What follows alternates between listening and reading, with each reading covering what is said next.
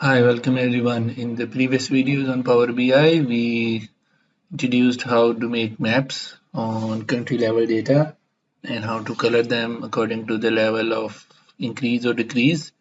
So you can cover it by watching the videos in the playlist.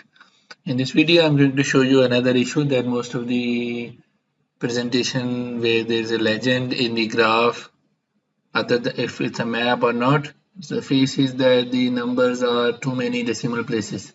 So if you click it, you don't find any options in the visual or till here that is relevant to increasing or decreasing the decimal places. So for that, the way that you can use is you can select the variable which is used as a legend here.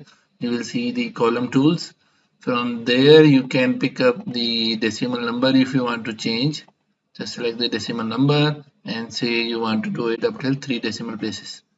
So the graph will change to 3 decimal places, or if it is more, you can reduce it this way. So this is up to 3 and it will recalculate. So this way you can uh, present your data. You can change the name. So if you want to add something else, so EDG, so you can short the name here. So it will not rename here because you already named here, so you have to rename here so that it can be changed, or you can change the name using the legends. So I have changed the title using the option shown here. General, go in the title and I can change the name here. If you want to change the legend, so more options can be shown here. So this way you can update the values here.